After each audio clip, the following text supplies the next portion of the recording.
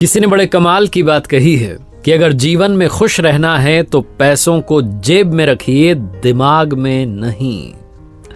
नमस्ते दोस्तों, मैं हूं आरजे कार्तिक। एक बहुत ही छोटी सी कहानी। एक पति पत्नी के जीवन से खुशियां कम होती जा रही थी।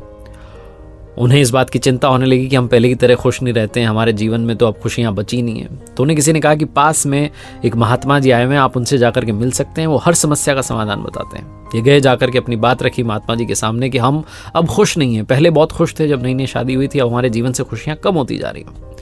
महात्मा जी ने कहा बहुत आसान है, बहुत आसान है। आप एक काम कीजिए, आप घूमने के लिए चले जाइए, थोड़ा आपको समय मिलेगा।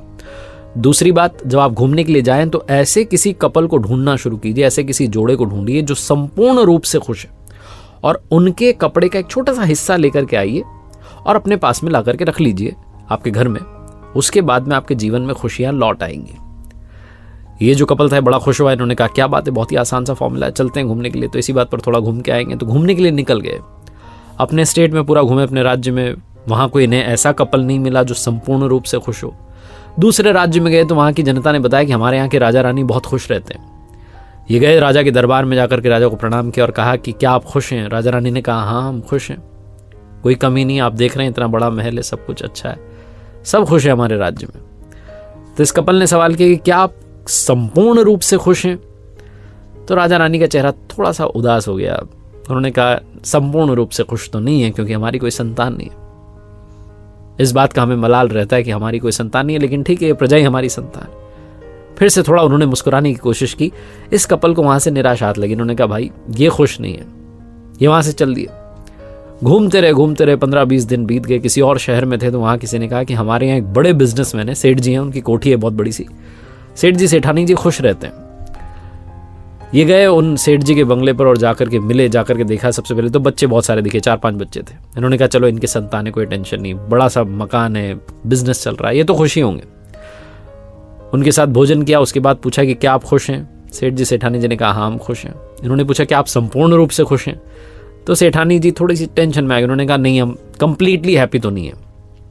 इतने सारे बच्चे हैं, इनकी लड़ाइयाँ सुलझाते रहते हैं, दिन भर इसी में निकल जाता है। हमारे लिए तो लगता है कि बस अब यही जीवन हो गया है, बच्चों की लड़ाइयाँ सुलझाते रहो, इन्हीं में सारा समय बीत जाता है, इसलिए पूर्ण रूप से खुश तो नहीं है। ये वहां से भी उदास निराश होकर के चले। इनकी यात्रा चलती रही।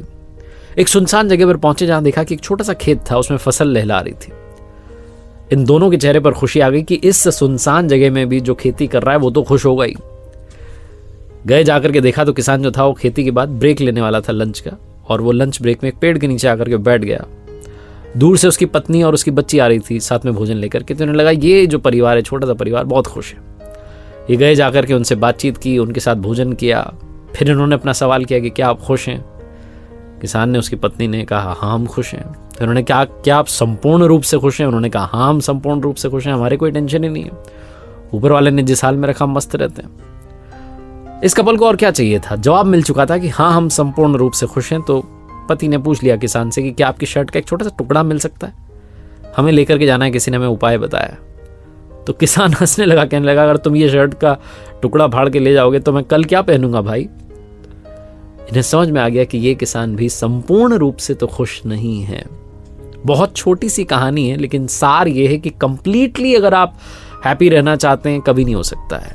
हैप्पीनेस जो है बहुत छोटी छोटी चीज़ों में, बहुत छोटे पलों में होती है। हम बड़ी खुशी के पीछे, संपूर्ण रूप से खुश होने के पीछे दौड़ रहे होते हैं, और जो अभी खुशी है उसे भूल जाते हैं। इस कहानी को याद रखिए और हर पल में मुस्कुराते रहिए।